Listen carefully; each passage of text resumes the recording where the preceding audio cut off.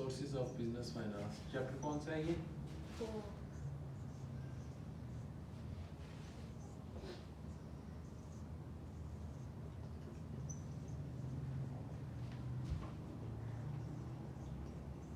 अच्छा, हमने पढ़ा था कि हम इस चैप्टर में 4 चीज़ें पढ़ेंगे बेसिकली, ऐसा ही है।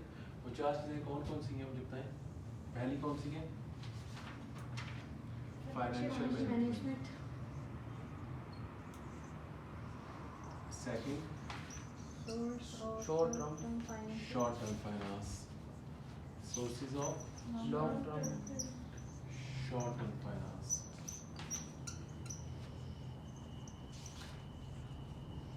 देन थर्ड कौन सी है? sources of long term sources of long term finance. And then last debit versus equity debt finance, versus debt versus equity comparison है।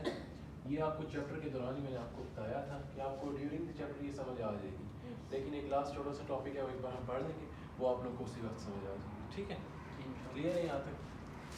अच्छा, सबसे पहले हमने जो टॉपिक स्टार्ट करना है वो कौन सा है? Financial management. ठीक है, फाइनेंस क्या होता है?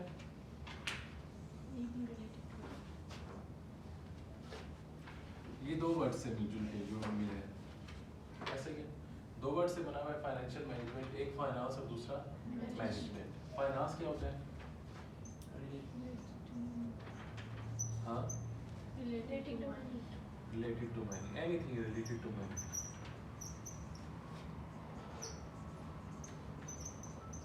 ठीक है, और मैनेजमेंट क्या होता है? managing through specific monitoring, managing managing या monitoring, मैनेजिंग। ठीक है, अच्छा, इन दो वर्ड्स का इंडिविजुअल मीनिंग आपको समझ आ गया? जी सर। ठीक है, अब जब ये कंबाइन होता है as a financial management,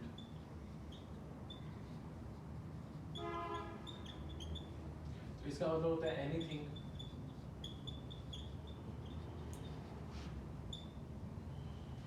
sir manage anything related to management of anything related to money.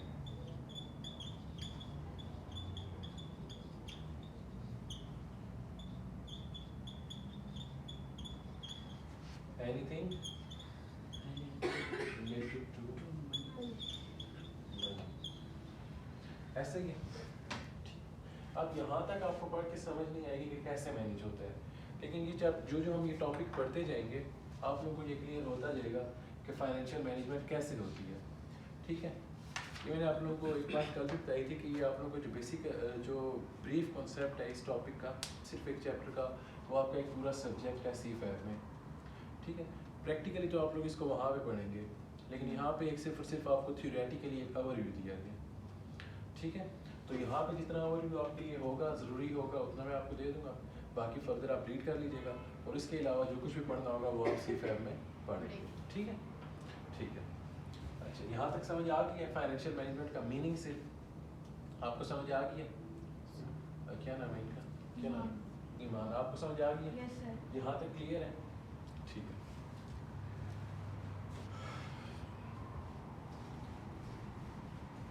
अच्छा, अब ये मैनेजमेंट होती कैसे है?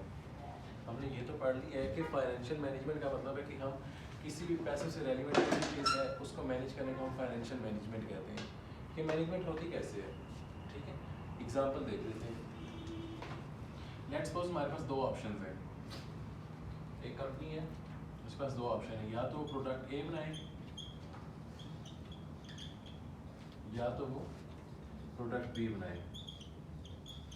ठीक है, इसका मतलब है उसके पास इतने फंड्स हैं कि वो प्रोडक्ट ए या प्रोडक्ट बी में से किसी एक जगह पे इन्वेस्ट कर सकती है।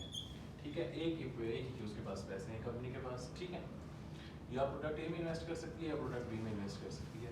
प्रोडक्ट ए में जो सेल्स करेगी वो हो सकती है 1 लाख की, और जो कॉस्ट आएगी वो आएगी 50,000 की।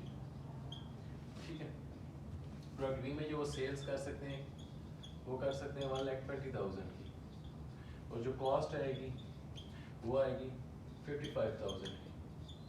ठीक है, अब प्रॉफिट किस में ज़्यादा है, इसमें ज़्यादा है, इसमें ज़्यादा है? प्रोडक्ट भी प्रोडक्ट बी में ज़्यादा है। ठीक है, क्योंकि यहाँ पे आपको प्रॉफिट होगा 50,000, यहाँ पे आपको प्रॉफिट कितना होगा 65,000। ऐसे ही अब फाइनेंशियल मैनेजमेंट, अगर आप फाइनेंशियल मैनेजमेंट में आप जब इस प्रोडक्ट में किसी में भी इन्वेस्ट करने से पहले ये देखते हैं कि हमें इसमें ज़्यादा प्रॉफिट आएगा या इसमें ज़्यादा प्रॉफिट आएगा। ये सिर्फ और सिर्फ एक प्रोडक्ट से रेलिवेंट नहीं है। आपने कोई भी इन्वेस्टमेंट करनी है कंपनी की, कोई भी इन्वेस्टमेंट, तो उससे पहले आप उसका पूरा एनालिसिस करेंगे। ठीक है, एनालिसिस करने के बाद आपको पता चलेगा कि हमें एक प्रोडक्ट में ज़्यादा बेनिफिट है, मे बी कि ऑप्शंस 3 हो, फिर आपको कितने में डिफरेंशिएट करना पड़ेगा, उन 3 प्रोडक्ट्स में। ठीक है, अच्छा ये जॉब किसकी होती है, किसकी जॉब होती है? Financial management, financial manager, finance department की। ठीक है,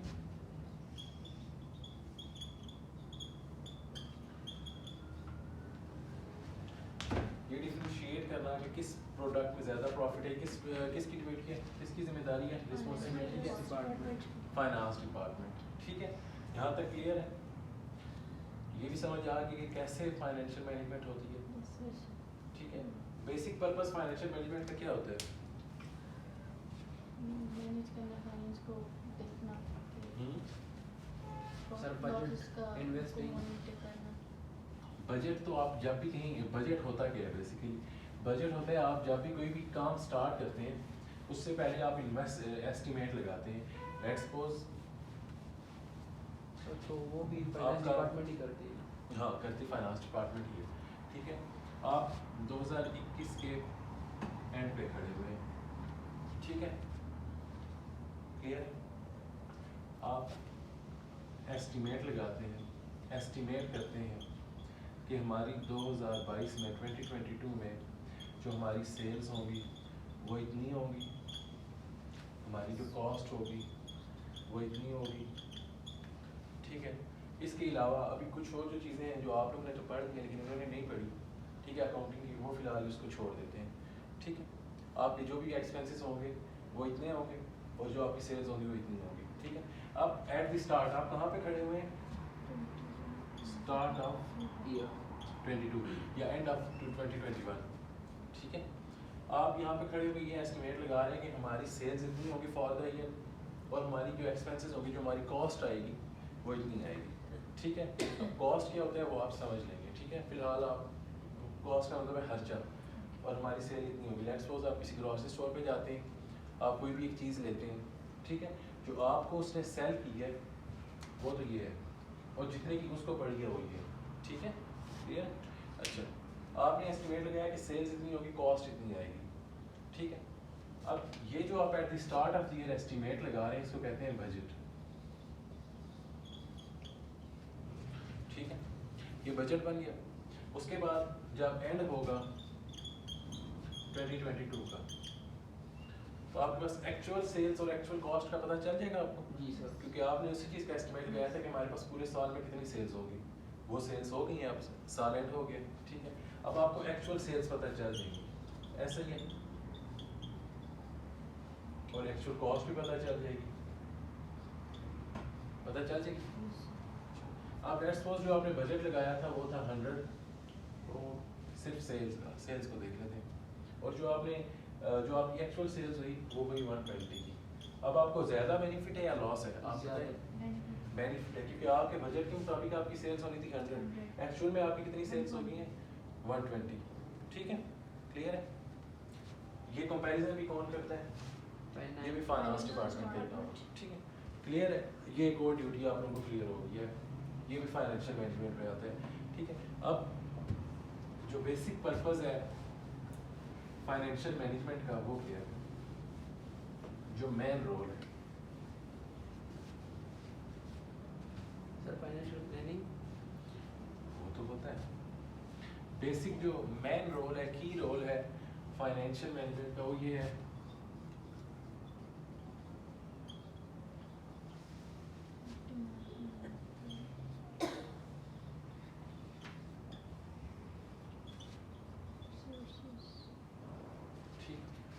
फाइनेंस का मतलब फाइनेंस का मतलब तो आपको समझ आ गया, ठीक है। फाइनेंशियल मैनेजमेंट का बेसिक पर्पस क्या है?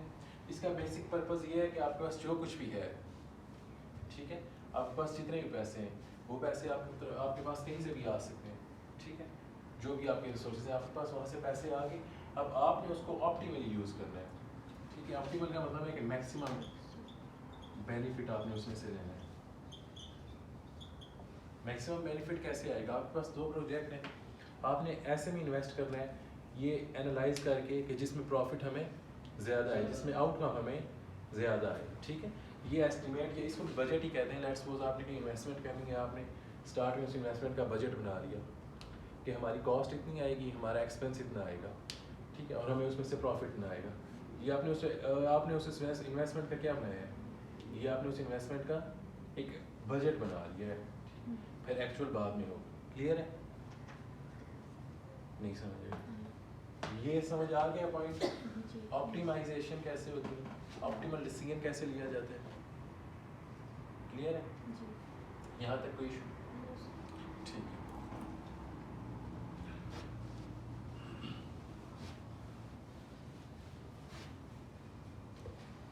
अच्छा, अब नेक्स्ट क्या है? मैं बता रहा हूँ नेक्स्ट। अच्छा, रोल ऑफ फाइनेंशियल, इसको थोड़ा सा भी रहते हैं।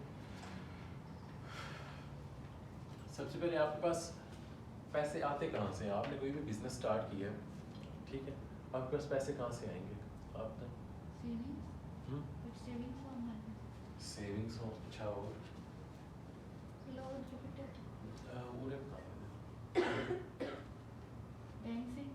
बैंक से लोन आप ले, आपके पास आपको पैसों की ज़रूरत है, ठीक है, आपके पास एक ऑप्शन तो ये हो गया, आपने लोन ले लिया, ठीक है, ऐसा ही।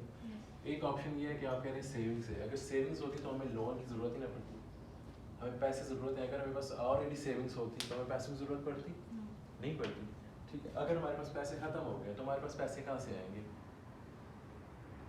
फाइनेंस है, पैसे कहाँ से आएंगे? पहला आपने ठीक बताया लोन, ठीक है। जो सेकंड रिसोर्स है वो है इक्विटी या कैपिटल। अब इक्विटी या कैपिटल क्या होता है? ठीक है, लेट्स सपोज कोई कंपनी है,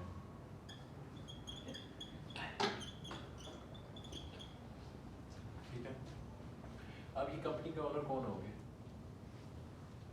हम। आपको नहीं समझ आ रहा, ये नहीं समझ आई? इक्विटी का? हाँ, इक्विटी नहीं समझी, दोबारा से। हाँ इसलिए ये चीज़ें तो नहीं पड़ी। हाँ, अभी दोबारा से स्टार्ट से पढ़ते हैं, ठीक।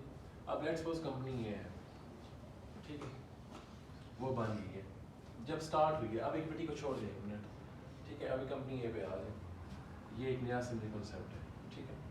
कंपनी ये एक बनी है, ठीक है। अब तीन किस्म के बेसिकली बिजनेस होते हैं। एक होता है सोल प्रोप्राइटर, ये कौन से चैप्टर में हमने पढ़ा था? चैप्टर 2। अच्छा, ये ब्रीफली आप वहाँ पे पढ़ेंगे, ठीक। पहला होता है सोल प्रोप्राइटर, सेकंड पार्टनरशिप, और थर्ड होता है कंपनी, ठीक है। तीन किस्म के बिजनेस होते हैं, ठीक है। सोल प्रोप्राइटर का क्या मतलब है? जिसका एक ओनर हो। एक ओनर का क्या मतलब है? आप बाहर किसी ग्रोसरी स्टोर पे जाते हैं, उसके कितने मालिक होते हैं? एक मालिक होता है, ठीक है। वो कौन सा बिजनेस है? Sole proprietor. उसमें सब कुछ मैनेज कौन करता है? वही सोल प्रोप्राइटर करता है, वही ओनर करता है। ऐसा ही क्लियर है यहाँ तक? ठीक है, पहला बिजनेस क्लियर है, ठीक है। और ये हम किसकी बात कर रहे थे? ये कंपनी की। कंपनी यहाँ पे कौन सा वाला है? कंपनी ये कंपनी थर्ड वाला है, ठीक है। ये कंपनी की बात हो रही थी। अभी हमने किसकी बात की है? सोल प्रोप्राइटर, इंडिविजुअल की। अकेला बंदा जहाँ पे ओनर होगा वो सब कुछ खुद मैनेज करेगा, ठीक है। वो सेल्स भी खुद कर रहा होगा, वो परचेज भी खुद कर रहा होगा, सब कुछ वो खुद ही देख रहा होगा। मे भी उसने अपने आई कोई एम्प्लॉय रखा हो, मुलाजिम, ओनर एक वही होगा, डिसीजन सारे बिजनेस के वही ले रहा होगा। ऐसे यहाँ तक क्लियर? अच्छा, जो नेक्स्ट है वो है पार्टनरशिप। इसमें more than one but less than 20 थे। More than one, but less than. More than one less than 50 50 company में होते ना नहीं हुआ लाइक 15 पढ़ नहीं है लगता है पढ़ रहे हैं सर. सर 20 थे लेस देन 20 ठीक है अच्छा आपने पार्टनरशिप ऐसे थे कौन सी जगह मतलब बोलते हैं पार्टनरशिप बिजनेस वो बिजनेस होता है जिसमें जो ओनर्स होते हैं वो एक से अगर एक हो तो फिर कौन सा बिजनेस हो जाएगा सोल प्रोप्राइटर एक से ज़्यादा बिजनेस एक से ज़्यादा ओनर होंगे लेकिन मैक्सिमम 20 होंगे ये कोई भी पार्टनरशिप बिजनेस पार्टनर का तो पता ही है जिसमें लेट्स सपोज कभी बिजनेस है उसमें 3 पार्टनर है 4 पार्टनर है ये तो नाम सुना ही होगा ना मार्केट में ठीक है जितने पार्टनर्स होंगे ठीक है जो प्रॉफिट होगा वो उतने हिस्सों में डिवाइड हो जाएगा ठीक है दूसरा बिजनेस ये होता है ठीक है ये पहला कौन सा है उसमें कितने ओनर्स होते हैं सिर्फ एक ओनर सब कुछ मैनेज कौन कर रहा होगा डिसीजंस कौन ले रहा होगा वही एक ओनर ले रहा होगा सेकंड कौन सा बिजनेस है पार्टनरशिप इसमें कितने ओनर्स होंगे लेस देन 20 इसमें डिसीजंस कौन ले रहे होंगे यही जो 20 पार्टनर्स हैं 18 हैं 3 हैं 4 हैं यही डिसीजंस ले रहे होंगे ठीक है अच्छा अब ऐसा हुआ कि लॉ ने आप लोगों को कह दिया है कि हमारा जो पार्टनरशिप बिजनेस है उसमें 20 से ज़्यादा बंदे ओनर्स नहीं हो सकते ठीक है अब जब बिजनेस स्टार्ट हुआ होगा तो सोल प्रोप्राइटर में पैसा किसने लगाया होगा वो जो एक ओनर है उसने लगाया होगा पार्टनरशिप में पैसा किसने लगाया होगा स्टार्ट करने के लिए बिजनेस के लिए पैसे ज़रूरत होते हैं वो पैसा किसने लगाया होगा वही पार्टनर्स ने जो 20 पार्टनर्स होंगे अब लॉ ने आपको कह दिया है कि हमारे जो पार्टनरशिप बिजनेस है उसमें मैक्सिमम कितने ओनर्स हो सकते हैं 20 अब लेट्स सपोज ऐसे हुआ कि जो पार्टनर्स थे जो ओनर्स थे वो बढ़ गए वो हो गए 40 ओनर्स हो गए अब क्या करें अब लॉ ने आपको मना कर दिया कि जब 20 से ज़्यादा ओनर्स हो जाएंगे 20 से ज़्यादा पार्टनर तो फिर हम पार्टनरशिप बिजनेस नहीं रख सकते अब क्या करें अब हमने उस पार्टनरशिप बिजनेस को अब ये कंपनी का कोई भी नाम हो सकता है ABC पार्टनरशिप बिजनेस ठीक है पार्टनरशिप नॉर्मली नाम के साथ नहीं आता लेकिन वो होता पार्टनरशिप बिजनेस है ठीक है कंपनी का जो भी नाम होगा उसके जो पार्टनर्स होंगे उसकी बेस पे वो रजिस्टर हो जाएगा ठीक है जब भी हम कोई भी बिजनेस रजिस्टर कराते हैं ठीक है तो उसके ओनर्स का वहाँ पे SECP को एक सिक्योरिटी एंड एक्सचेंज कमीशन जा रहा है आपसे रेलिवेंट नहीं है आपके कोर्स से जरूर हाँ ठीक है ना भी समझ आए तो कोई इशू नहीं है इसका ठीक है पार्टनरशिप हम अपनी कंपनी को वहाँ पे रजिस्टर कराते हैं ठीक है अपने जितने भी पार्टनर्स होते हैं हम सबको वहाँ पे रजिस्टर कराते हैं कि हमारी ये कंपनी है ठीक है हमारी जो पार्टनरशिप बिजनेस है इसके हम लोग 10 ओनर्स हैं 10 पार्टनर्स हैं 12 पार्टनर्स हैं ठीक ऐसे ही जब 20 से ज़्यादा पार्टनर हो जाएंगे तो लॉ हमें क्या कहेगा कि अब आप पार्टनरशिप बिजनेस नहीं रख सकते कंपनी तो बात नहीं रख सकते अब जब कंपनी अपने पार्टनरशिप बिजनेस नहीं रख सकते तो हम क्या करेंगे लॉ में कहते हैं अब आप लोग अपनी कंपनी बना लो क्या करें कंपनी बना लो कंपनी में क्या होता है आपके 20 से ज़्यादा जितने भी मेंबर्स हैं 20 से कम होता भी कंपनी बन सकती है ये अपनी बिल होती है लेकिन जब 20 से ज़्यादा ओनर्स हो जाए तो फिर बाय लॉ आप लोगों को कंपनी बनानी पड़ती है ठीक है यहाँ तक क्लियर है अब कंपनी में क्या है कंपनी में 40 ओनर्स आ गए ठीक है या लेट्स सपोज अगर 40 लोगों ने इकट्ठे मिलकर कहा है कि हम एक कंपनी स्टार्ट करते हैं ठीक है कंपनी अभी नहीं है 40 लोगों ने कहा है कि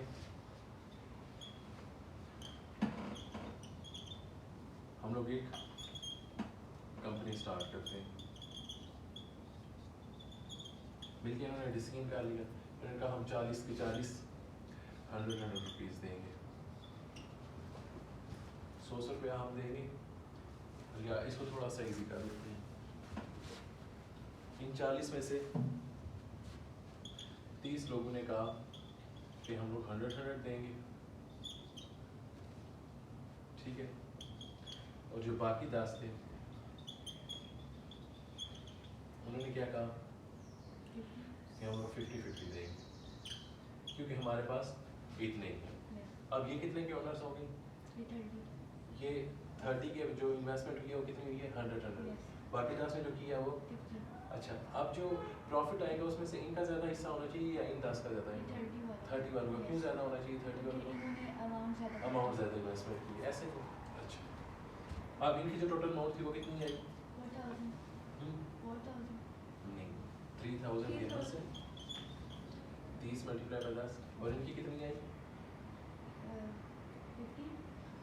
50 एक बंदे ने दिए हैं टोटल 10 बंदे दिए 500 ऐसे ही है टोटल कितने पैसे आ गए 3500 यहाँ तक क्लियर आप मेडिकल बैकग्राउंड से तो नहीं मेडिकल से ठीक कोई इशू नहीं 35 यहाँ तक समझ आ गई है जो कुछ पढ़े हैं ठीक है आगे भी ऐसे 3500 उनके पास आ गई अब उस 3500 से वो क्या करेंगे मतलब डिवाइड करेंगे वो अपना बिजनेस स्टार्ट कर सकते हैं आप कंपनी स्टार्ट कर सकते हैं जिसके लिए उन्होंने पैसे इकट्ठे कर रहे थे ठीक है ये जो 3500 है ना इसको कैपिटल कर दिया या इक्विटी कर दिया कैपिटल इक्विटी समझ आ रही है सर नहीं। लेकिन ये वाला जो वर्ड है वो सिर्फ हम कंपनी में यूज करेंगे पार्टनरशिप में यूज सब में करेंगे ओनर्स का जो पैसा होता है उसको हम कैपिटल या इक्विटी कहते हैं सोल प्रोप्राइटर जो अपना पैसा खुद लगाएगा एक ओनर होगा उसको हम क्या कहेंगे इक्विटी कहेंगे इन दोनों का एक ही लफ्ज़ है इक्विटी कहूँ या कैपिटल कहूँ आपने यही समझने की सी ठीक है यहाँ तक क्लियर है ये पूरा समझ आ गया क्लियर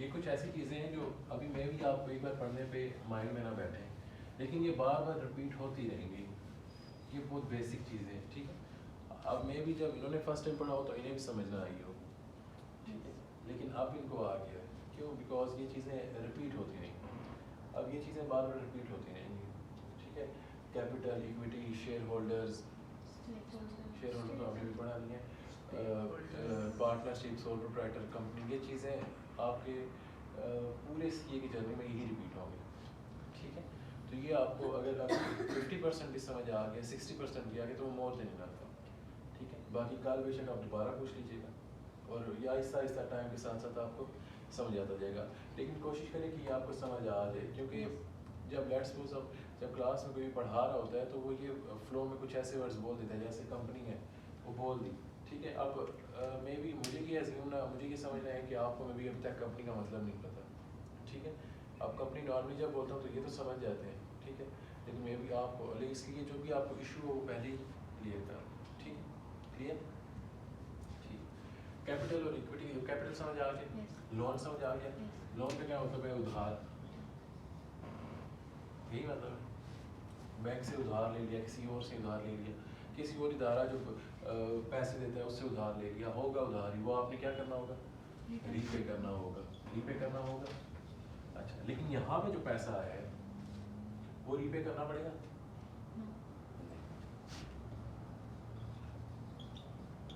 वो रीपेमेंट नहीं होगी यहाँ तक क्लियर है ठीक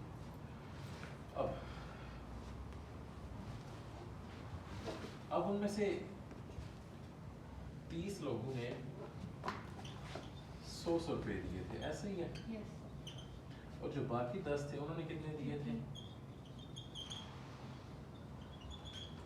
कितने दिए 50 ठीक है इस वजह से यहाँ पे जो बना था अमाउंट वो 300 बनी थी 3000 बनी थी और यहाँ पे जो बनी थी वो 500 बनी थी ऐसे ही यहाँ तक समझ आ गई है अच्छा अब एक साल गुजर गया पूरा साल उन्होंने अपने ऑपरेशंस रन किए उनके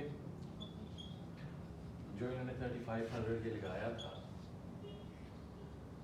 वो कहीं ना कहीं तो लगाया है कंपनी बना रही है कुछ ना कुछ तो बनाया है कोई सेल्स ही करना स्टार्ट कर दी है ठीक है अब ऑपरेशन जो उन्होंने सेल्स किए हैं पूरा साल जो पैसे इन्वेस्ट किए हैं जहाँ पे भी लगाए हैं एक साल पूरा ठीक है वो ऑपरेशन रन हुए ऑपरेशन से मतलब हो ठीक है अब एक साल के बाद क्या होगा प्रॉफिट आएगा लेट्स सपोज प्रॉफिट आ गया टोटल 1000 आ गया 1000 प्रॉफिट आ गया ठीक है अब इस 1000 में से 29 को कितना जाएगा और 10 को कितना जाएगा अभी कैलकुलेशन है कैलकुलेशन छोड़ दें 30 को ज्यादा जाएगा 30 के हर एक बंदे को ज्यादा जाएगा ऐसे और 10 वालों के हर एक बंदे को कम प्रॉफिट जाएगा इस 1000 में से ऐसे उन्होंने 35 रुपये आपके पास इन्वेस्टमेंट थी कैपिटल था वो 3500 कहाँ से आया था? इन्हीं 40 लोगों ने दिया था। उन्होंने पूरा साल ऑपरेशंस किए, कुछ भी किया, बिजनेस किया।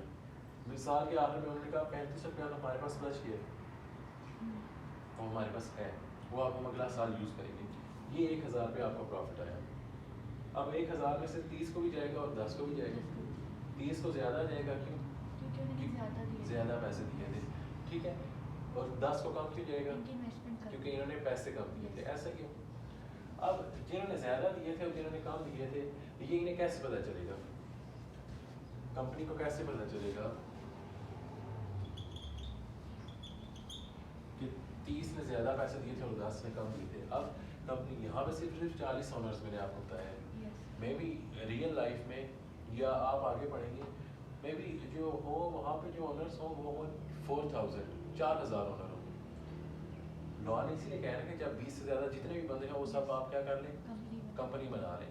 अगर वो 4000 लोग हैं, ठीक है, तो आप कंपनी को कैसे पता चलेगा कि उन 4000 में से किसके कितने परसेंट, किसका कितनी परसेंट ओनरशिप है? यस, ये बात डिफिकल्ट होगी आइडेंटिफाई करना, ठीक है। अब जब ये डिफिकल्ट है तो इसीलिए कंपनी क्या करती है, कंपनी शेयर्स इशू कर देती है। शेयर्स नाम तो सुना होगा, यस, आज देखिए कंपनी क्या करेगी, शेयर्स इशू। अब शेयर्स इशू क्या होता है?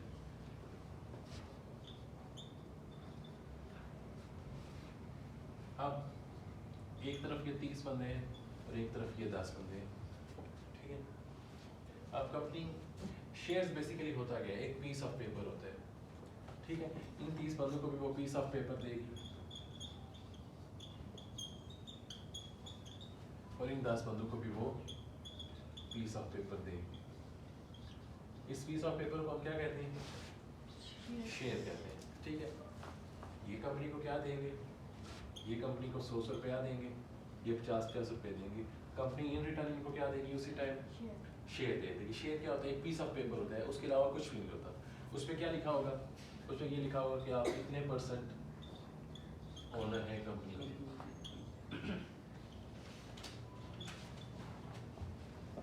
समझे नहीं है? ये समझ आ गई? यस, उस पीस ऑफ शेयर इशू करना क्यों जरूरी है? ताकि मतलब वो हमें पता चल सके कितनी कितनी अमाउंट इन्वेस्ट, वो कितनी % ओनर है। इनको भी ऐसे ही होगा, ठीक है। इनको भी पीस ऑफ पेपर देंगे जिसपे लिखा होगा कितने % ओनर है वो, ठीक है।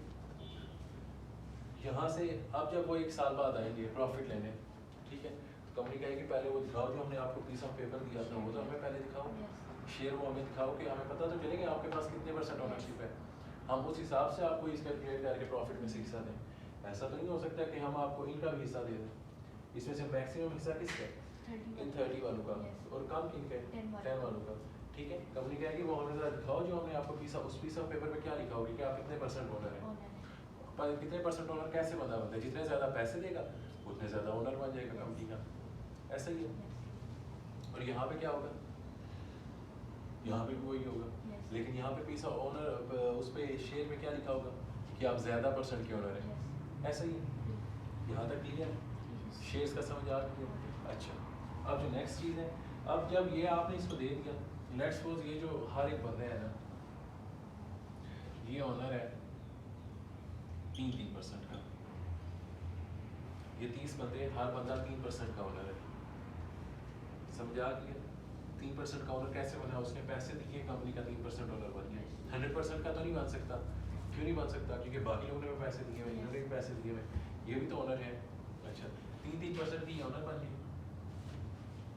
और ये कितने, ये 1% के ओनर बन गए 10 बंदे, ठीक है। ये टोटल बन गया 10%, ये टोटल कितना बन गया 90%, टोटल 100% हो गया, ठीक है।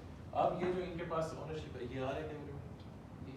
अच्छा, ये जो इनके पास ओनरशिप है 90% शेयर्स है, जिस बंदे के पास वो शेयर्स होंगे, ये 3% जिस बंदे के पास शेयर्स होंगे उसको हम क्या कहेंगे, शेयर होल्डर।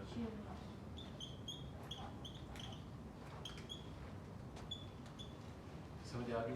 शेयर होल्डर क्या होता है? शेयर मतलब ये पीस ऑफ पेपर, होल्डर मतलब ये इसको होल्ड करता है, ये इसको ऑन करता है। शेयर होल्डर वर्ड का मतलब समझ आ गया?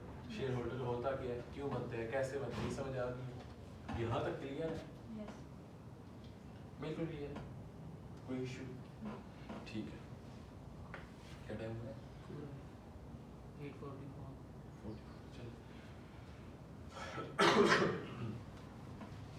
शेयर होल्डर कौन होता है?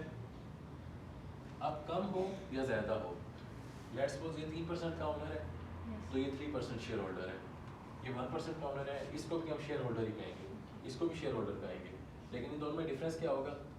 ज़्यादा अमाउंट इसके पास ज़्यादा शेयर्स होंगे, इसके पास कम होंगे, या इसके पास जो शेयर होगा उसमें अमाउंट ज़्यादा लिखी होगी, इसके पास जो शेयर होगा उसमें अमाउंट कम लिखी होगी, इसने पैसे ज़्यादा दिए होंगे, इसने पैसे कम दिए होंगे। यहाँ तक क्लियर है? समझ आ गई?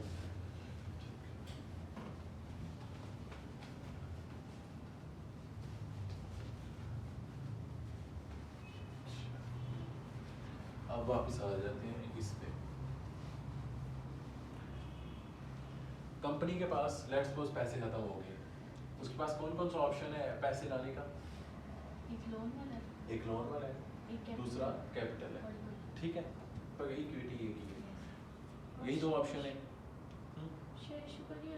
तो वो कैपिटल भी आई है. वही है ना, ठीक है, ठीक। अब पहला कंपनी क्या करती है? कंपनी कहती है मुझे लोन लेना है, बैंक के पास चली जाती है, ठीक है, पैसे खत्म हो गए, पैसे चाहिए, दो ऑप्शन है, एक लोन है, दूसरा इक्विटी है, ठीक है। अब इक्विटी जब इस पे होगा तो फर्दर बताऊंगा कि अब इक्विटी कैसे होगी, ठीक है। लोन है, बैंक के पास किए, बैंक ने अब क्या किया? फॉर्मेलिटीज कुछ पूरी की, पेपर वर्क जिसे कहते हैं। अब ऐसे तो आप जाएंगे तो आपको नहीं देगा ना, पेपर वर्क कुछ करेगा, उसके बाद उसने आपको लोन दे दिया, लोन इशू कर दिया, ठीक है। आपके पास पैसे आ गए, लेट्स सपोज आपको 1 लाख की जरूरत थी, आपको 1 लाख रुपया बैंक ने दे दिया, ठीक है, आपके इश्यूज हल हो गए, रिजॉल्व हो गए। अब इसके डिसएडवांटेज क्या होंगे? इंटरेस्ट पे करेंगे. इंटरेस्ट तो पता है क्या होता है? सूद। आप लेंगे लोन बैंक से तो आपने बैंक को इंटरेस्ट तो देना है, ऐसे ही बैंक आपको ऐसे तो नहीं देगा, बैंक ने आपको 5 सालों के लिए दिया, ठीक है। बैंक ने साथ आपको ये भी कहा कि आपने हर साल या हर मंथ इंटरेस्ट की, हर बैंक की अपनी पॉलिसी होती है, कोई 1 साल में ले सकता है, कोई हर माह में ले सकता है, इसमें कोई बिजनेस का या कोई ITV का कॉन्सेप्ट नहीं है, ठीक है। बैंक ने कहा एनुअल इंटरेस्ट जो हम आपसे लेंगे वो लेंगे 10,000 5 सालों के लिए,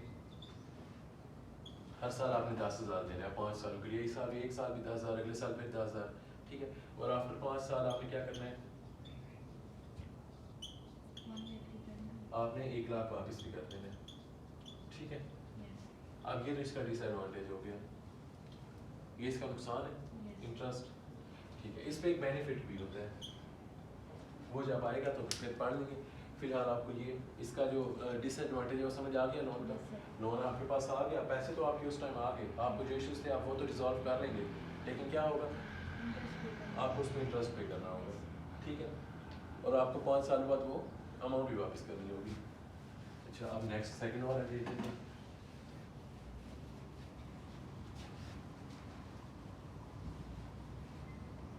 इक्विटी क्या होती है? अच्छा, कंपनी आप चल रही है, स्टार्ट हो गया बिजनेस, जो स्टार्ट हुआ बिजनेस, अच्छा कहीं भी बिजनेस लेट्स सपोज 15 साल 100 साल चले, ठीक है। किसी भी एक साल में अगर कंपनी को पैसों की जरूरत पड़ गई और वो पैसे उसके ओनर्स ने दिए, जैसे स्टार्ट में ओनर्स ने 3500 दिया था, स्टार्ट में ही बिटवीन कहीं ओनर्स ने पैसे दिए, तब भी उनको हम इक्विटी ही कहेंगे, एक नाम है, इक्विटी ही कहेंगे, ठीक है। लोन समझ आ गया? फर्दर पढ़ेंगे शॉर्ट टर्म लॉन्ग टर्म, तो वहाँ पे आप लोगों को समझ आ जाएगा, ठीक है, जो भी इनकी डिफिकल्टीज होंगी, ठीक। अब फर्स्ट चीज़ क्या है? इक्विटी या कैपिटल। दूसरी कहाँ से हमें फंड्स रेज हो सकते हैं, पैसा आ सकते हैं?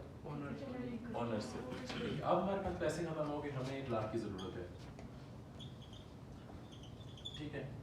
हमने अपने ओनर्स को कॉल की, जो भी ओनर्स हैं, जो 40 ओनर्स हैं, कि हमें पैसों की ज़रूरत है, आप हमें पैसे दे दें, हम आपके उतने % ओनरशिप बढ़ा देंगे। लेट्स सपोज हमने कहा जिनकी 3% है उसको हम बढ़ा के 4% कर देंगे। 4% कैसे होगी? वो शेयर इशू कर देंगे, वो जो एक पीस ऑफ पेपर था जिसमें हमने आपको उसको लिख के दिया था कि आप 3% के ओनर हैं, ये लेट्स सपोज 3% को हम कह लेते हैं कि आप 100 शेयर्स के ओनर हैं, ठीक है, 3% को हमें एक नाम दे दिया 100 शेयर से 3% में, ठीक है। हमने उसको कह दिया कि 100 शेयर्स के आप ओनर थे, हम आपको 100 से 120 या 150 शेयर्स का ओनर कर देंगे, 1% हम आपकी शेयर होल्डिंग बढ़ा देंगे, ठीक है। मोर शेयर्स हम आपको दे देंगे, आप उसके बदले हमें पैसे दे दें 1 लाख, ठीक है। अब ये तो उसकी मर्जी है कि वो दे या ना दे, ऐसे ही अगर तो उसने दे दिया तो क्या होगा, हमारी ये इशूज हल हो जाएंगी और हमने उसको क्या कर दिया, हमने उसको शेयर होल्डिंग है वो 100 से 150 कर दी। अब जब साल बाद प्रॉफिट आएगा, प्रॉफिट में से जो इसका हिस्सा होगा वो क्या हो जाएगा, वो ज़्यादा हो जाएगा, ऐसा ही है। उसको हम प्रॉफिट क्या करेंगे, ज़्यादा देंगे। क्यों ज़्यादा देंगे, क्योंकि उसने स्टार्ट में भी पैसे दिए थे, उसने हमें अब दोबारा पैसे दे दिए, ठीक है। अब लेट्स सपोज ये कहता है कि मैं, ये तो वो सिचुएशन होगी जब उसने कहा यस, उसने कहा कि मैं पैसे दे देता हूँ आपको। अगर उसने कहा नहीं मैं नहीं देता, नो कर दी उसने, फिर बैंक लोन बैंक लोन को छोड़ दे, इक्विटी में सेकंड ऑप्शन क्या है, वो फिर एक ऑनर खुद अपना पैसा लगा सकता है, मतलब एक ओनर ने तो उसने मना कर दिया। जो करंट ओनर्स थे ना, उन्होंने कह दिया कि हम आपको पैसे नहीं देंगे। अब सर सेकंड तो ऑप्शन क्या है, वो शेयर इशू कर देंगे। ठीक है, इसको भी तो शेयर इशू हो रहे थे, लेकिन सर ये तो ओनर्स को हो रहे ये हैं तो ना। करंट ओनर्स को शेयर इशू होते हैं। अब हम कहते हैं मार्केट में किसी को भी कहते हैं, हम एक एडवर्टाइजमेंट कर देते हैं कि हम लोग अपने शेयर्स इशू कर रहे हैं,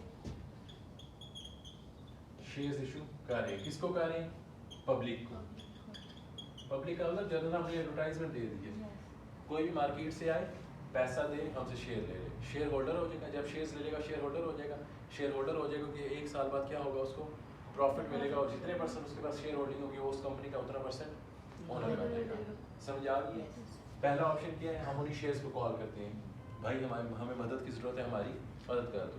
नहीं करेंगे तो हम क्या करेंगे, पब्लिक को कहेंगे। पब्लिक में से किसी ने भी आया 1 लाख दिया और लेट्स सपोज 1% शेयर होल्डिंग उसकी बनती थी 1 लाख में, यहाँ पे 3% उसकी ऑलरेडी थी, 3% से 4% पे गया।